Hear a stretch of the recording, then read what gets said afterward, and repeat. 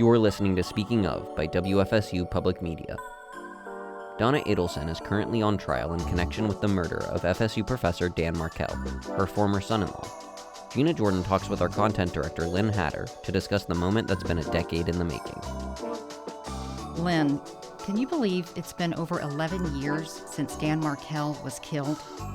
It's been a while. We're still talking about court action in this case. How in the world?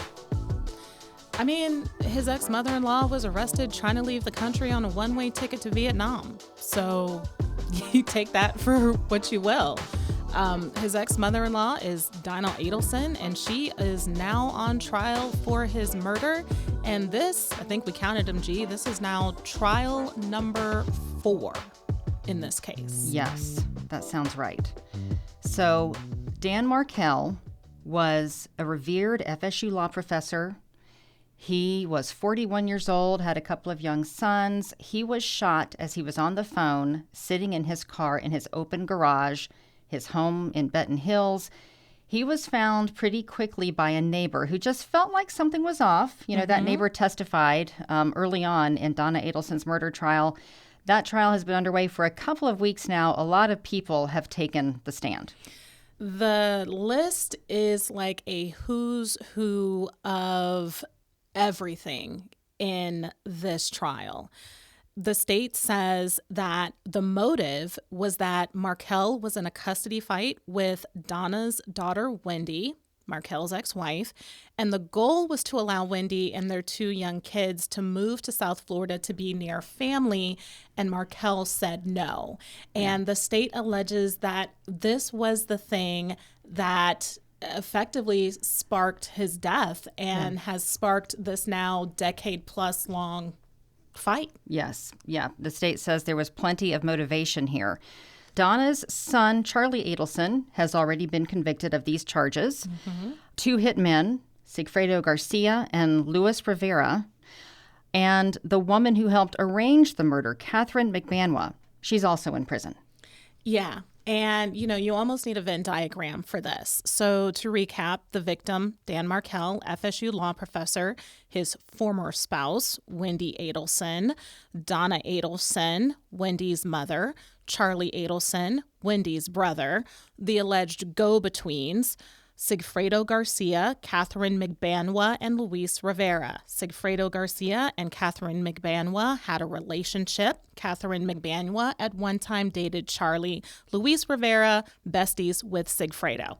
That's how this works. Yes, they were besties. There's just been so much interesting testimony. We've got plenty of sound from the trial. I do think it would be good to start with what happened this week when the defense got its turn to present its case. The first thing they did was ask the judge to acquit Donna Adelson because of a lack of evidence.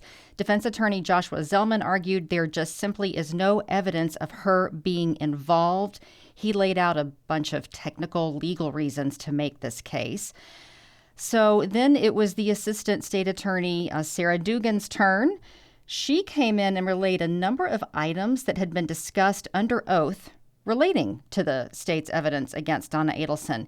Here's a snippet of that recap, starting with mention of Donna's planner. In 2014, she had the year, make, model of Dan Markel's car, as well as his license plate. We also heard from Katherine Magbanua. She said that Charles Adelson said that his parents had just been at his house the night of the murder when she arrived, and then also told her his mom had washed the money. This was the same money that was provided to the killers and that Magbanua found was wet. That testimony was corroborated by phone evidence showing that the defendant stopped at Charlie Adelson's house the night of the murder. We saw the text message from her saying she's outside his house, and that was during the short stretch of highway where she has 1 hour unaccounted for on her drive, when the rest of her drive she was able to accomplish within the estimated time that the mapping software would think that she would have. We also heard from Rob Adelson and heard that she told him not to talk to the FBI, and when he let her know that he already had, she said, "Well, you don't know anything anyway." She also had a complete lack of curiosity about what happened, according to him, and said that, I don't know and I don't care what happened, it's not my concern. We saw from the evidence that this defendant had an access to a large amount of cash, kept her cash in a safe, and that it was very common for she and Charlie Adelson to transfer cash back and forth to each other. We saw that she signed 44 checks to Katherine Magbanua from Adelson Institute over the course of 2 years. This is despite the fact that Charlie Adelson had signing authority there. He could have done it himself if it was just him acting alone here. We also heard that in 2015, Harvey Adelson bought Adelson Institute back from Charlie Adelson, and we saw on the summary of the checks where roughly half the checks written to Katherine Magbanua were written from fall of 2015 to spring of 2016, where Harvey Adelson would have been back as one of the primaries in the business. Donna Adelson, we also saw from the bump video, she was handed an article with Danny's picture about the murder, and she calls her son. He's the first call that she makes, and she tells Charlie specifically that this involves the both of us and that it involves the two of us when she's talking about the article that she was handed about Dan Markel's murder. So while there is a lot of circumstantial evidence and inferences in this case, there is also direct evidence, and the state argues that her admission that after being handed an article about the murder that it involves both of us and it involves the two of us to Charlie Adelson is direct evidence and an admission of guilt in this case. I think you get the idea. In the end, the judge said, no, this trial is continuing. Yeah. And so now that brings us to this week. We're recording this Wednesday. The defense is presenting its case and calling longtime friends and family as character witnesses and Wendy Adelson's divorce attorney. Yeah, so the defense has had less time for witnesses so far. Last week, prosecutors called a string of witnesses, including law enforcement, a forensic handwriting expert. We heard from alleged jailhouse snitches who say Donna promised them money and goods if they would provide the testimony that she instructed them to provide. The jury also heard from Luis Rivera, Garcia's, bestie. He pleaded guilty in 2016 to second-degree murder and got 19 years for his cooperation. He testified that his longtime friend, Sigfredo Garcia, who is serving life, was the one who pulled the trigger. And that has actually been consistent across all of the trials. Here is an exchange between Rivera and prosecutor Georgia Kappelman. And what was the purpose of this murder as you understood it? That they wanted the kids. Who wanted the kids? Wendy. Okay. And did you understand that you were killing the father of the kids so that Wendy could have the kids? Yes, ma'am. Have you previously referred to a dentist being involved? Yes, ma'am. Who was the dentist? Charlie. And how was he related? Katie's boyfriend, side piece, whatever you want to call him. All right, so Katie was the wife of Garcia, but also the girlfriend of the dentist? Yeah. Did you have any contact with the dentist ever? No. Did you have any contact with any member of the Adelson family? No, ma'am. Everything went through Katie, right? Yes, ma'am. What did the dentist, if you know, have to do with the lady in Tallahassee who needed her kids? I don't know nothing about him. I don't know nothing about that family. Who was in charge of getting the money after the job was done? Katie. How much were you to be paid for your part in this crime? 35. $35,000? Yes, ma'am. Did you know the total amount that the job paid? No, not really. Did you know how much Garcia got? 40, I believe. $40,000? Yeah. And did you know how much Katie got? No, I don't know. I can't remember. But I think it was like 40. I think it was total was be like 100, something like that. Okay. Somewhere in the neighborhood of $100,000. Yes, ma'am. Was it a one-time payment or was it a payment that occurred over time? It's what you got. No, it's a one-time payment.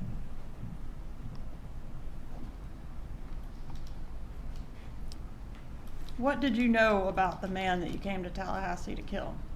I don't know nothing about him. How did you know who to kill? Constituto. Garcia. How did he know? Katie. Did he have some information about the man you were here to kill? Yes, ma'am. Tell him what that was. I was a piece of paper with his picture on of his face and the address. Picture of Dan Markel's face? Yes, ma'am. And the address of what? Where he lived? Of his house, yes. So he keeps referring to Katie.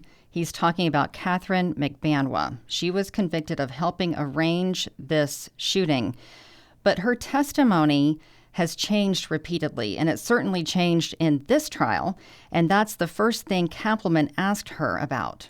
I think that the truth needed to come out, and the people responsible needed to get arrested. Okay. Are you hoping to get something out of this? I would eventually like to see my children again one day. And are you hoping that something can be done for you even after being sentenced? Yes, ma'am, I'm hoping so. Okay. Have you been promised anything No, in ma'am, exchange for your testimony? No, ma'am, I have not. Okay. By me or by anyone? No, ma'am, nobody. Okay. Has anybody told you what you need to say here today? No, ma'am. Has anybody told you, well, you need to implicate a certain person? No, ma'am. Weren't you originally offered immunity in this case to come forward with the truth? Yes, ma'am, I was. Why did you not take that opportunity?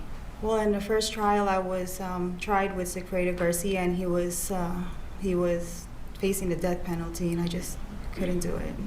Okay, because the truth would implicate your child's father. Yes, ma'am. Okay. What about the second time? I've been living a lie this whole time, and it was just so hard to come out with the truth that I kept fighting. So Magbanua's testimony goes on, and Kappelman asks her about conversations that she had with Charlie Adelson leading up to the murder. Was there ever a time when he's in the middle of these conversations with you about what's going to happen, speaking to his mother? Sometimes he would get on the phone, he'd kind of look at me weird, and then just step out of the room and discuss whatever he needed to discuss. She's going to give any information about what was discussed outside her presence. Overruled. She is You do have. talking about what took place, not the substance of the conversation itself. You may continue. All right, so he would step out, have a conversation with his mother, and then come back. Yes, ma'am. Okay, and then you would resume the conversation about. Yeah, he This would just harming? kind of go off again, saying that this needed to be taken care of and what his family was going through. So, Lynn, the prosecution there is working to try to tie Donna as the one who was making all of these decisions, really. Yeah, they claim that she is effectively the shot caller in all this. Now, Donna's daughter, Wendy, who is Markel's ex-wife, just for a quick refresher, has also been called to the stand. She has long been granted immunity by the state, so nothing she says in court relating to the subpoena can be used against her. And this involved a lot of questioning, so the prosecution could lay some groundwork. Wendy has been very clear in saying that she disliked Dan Markel and that the animosity between these two families was significant all around. Eventually, Kappelman got to the question. Were you in any way involved in the plot to kill your ex-husband? No.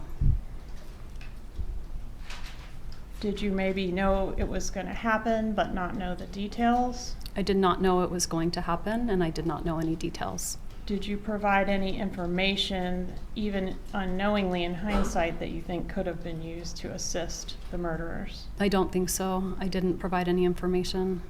And Lynn, Wendy Adelson added that she had no information about her mother's potential involvement in this murder. Yes, and Wendy Adelson has now testified in every single trial associated with this case, and a lot of people have been left with the question of, even though she has immunity, whether at some point she too can be charged. As of now, she has not been. So this case is really all about the Adelsons' family, and Donna Adelson's estranged son, Robert, also testified. Robert is a sibling to Wendy and Charlie, and he was questioned by Assistant State Attorney Sarah Dugan. I was at a meeting in Chicago, and I think I got a phone call first, and that I was in a meeting, and so I just said, can I call you later? And then I got a text message shortly thereafter, like right before 10 in the morning, that said, like, tragedy here, please call. And are these from Donna Adelson? Yes. Okay. So were you able to call her that morning from the conference in Chicago? Yeah, so I walked out and went to the hotel lobby and just hit call. Okay, and tell us about that conversation with her. So it's one of those moments that you'll just remember forever. So I remember being in the lobby of the Westin, and I assumed something terrible had happened, and but I wasn't ready for it. She said, so we just want to let you know that Danny's been shot, and they took him to the hospital, but he didn't make it. And it didn't make any sense. And I probably asked like a few medical questions, and they said they're driving up to go help Wendy, and we'll talk to you later. We can't talk now. Okay. Was she crying in that conversation? Not Donna in that conversation. Sir? No, she was not. Okay. It was very matter of fact. Did she ever give you any further detail that weekend about how he'd been shot, or other than just Danny was shot and he didn't make it? I think it was the next day. So the only really other time that I spoke with him that weekend, I was in the airport going home, like Sunday afternoon. So it was definitely the next day, and it was the first time I could actually have any kind of conversation. And one of the things that she told me is, it bothered me, but I didn't have any other details about. But she said that, someone went to the front door and said, "Are you Dan Markel?" and then shot him. And then I said, "Well, how could you know that? Who's telling you that?" And she said, "Well, that's just what they're telling us." And Okay. So she said someone told her that someone knocked on Danny's door, said, "Are you Dan Markel?" He said yes, and the shooter shot him. That's the story I heard, and later we found out that wasn't what happened. But that story bothered me a lot because there's only one way you could hear that story. That's an interesting observation. There's only one way you could hear that story, and I think, this is definitely going up for a jury to have to decide how they feel about it. This is a case that is very tangled. Wendy's ex-boyfriend, Jeffrey Lacasse, was also questioned. They were sort of on again and off again in their relationship. And there are so many exes in this case, Gina, that honestly, it's kind of hard to keep track of them all. Well, it's true. And interesting that there were multiple times where an effort was made to try to point the finger at other people. So Jeffrey Lacasse took the stand, and here he is describing an email from Wendy Adelson that happened shortly before the murder. She was asking that he have no contact with her for a week. Again, this was an on-again, off-again thing. He thought that was a little odd. He and Kampelman lay out why this matters. Wendy and I reestablished phone contact about 10 days after the murder. She called me, and we had 3 or 4 phone calls. In one of them, she related that her and Charlie had gone to what Charlie called a celebration dinner, and at that dinner, Charlie said something to her. She didn't specify what it was, and she spontaneously vomited all over the table. Are you aware, sir, that you were suggested as a potential suspect in this murder? Where were you when Dan Markel was murdered? I was in Tennessee because I had left on my trip the night before. So you changed your plan? I changed my plans at the last minute. All right, and you provided law enforcement with some receipts and things to prove that you were in Tennessee at the time? All of that, and I got a flat tire, so I ended up getting videotaped at a Kmart. And I know the TPD used that to exclude me with the timestamp on the surveillance footage. May I have one moment, Your Honor? At some point, did you learn that the killers came to Tallahassee in June, not just in July? Yes, when the arrests were made and the documents were released, I learned that, yes. And did you put together some facts about your travel plans that day that could have potentially made you a suspect on that trip as well if the murder had happened as Yeah, planned? that Friday, I was scheduled to go to a business trip in Gainesville, leaving at 11 a.m. So 2 times in 2014, I leave town on a trip by myself in my car, and both times hitmen are in town trying to kill Danny Markel, once successfully, obviously. Are you familiar with the type of vehicle that was originally rented by the killers in June to make that June trip? I am. Okay. And was that significant to you? Yeah, I mean, this is long after this all happened. I'm learning this from court proceedings in 2016. But when I heard they rented a gray Altima initially, I had a 2004 Nissan Sentra. That freaked me out because that's about as close as you were going to get to my car on the rental market. And Lynn, he also talked about how shortly before that Tennessee trip, Wendy Adelson, like they had gone to a yoga class and he was leaving, and she kind of chased after him and wanted very explicit details about his route of travel. And he was saying that when he had planned to leave, it would have put him around 11 a.m. going past Dan Markel's house, something to that effect. So what do you take from that? I am no lawyer. Full disclosure, my background is in journalism. That said, it potentially sounds like a setup. The timeline that he lays out here is really interesting because Markel was killed on July 18th. And he outlines that on July 13th, it looked like she was taking art off the walls and things were potentially being moved. Mm-hmm. The whole crux of the case, according to the state, centers around her desire to move back to South Florida. This case, Gina, is probably one of the most high-profile local cases in Tallahassee's history. And it is twisted, and it is continuing. Yeah, testimony is still happening as we speak. Dan Markel's parents have been in court for the testimony. And, we can only hope that they get justice. Whatever justice is, we hope the Markel family gets it. They have been present at every single trial so far. Yeah. All right, Lynn, this has been interesting. Thank you for joining me today, and we'll keep everybody posted. You're welcome.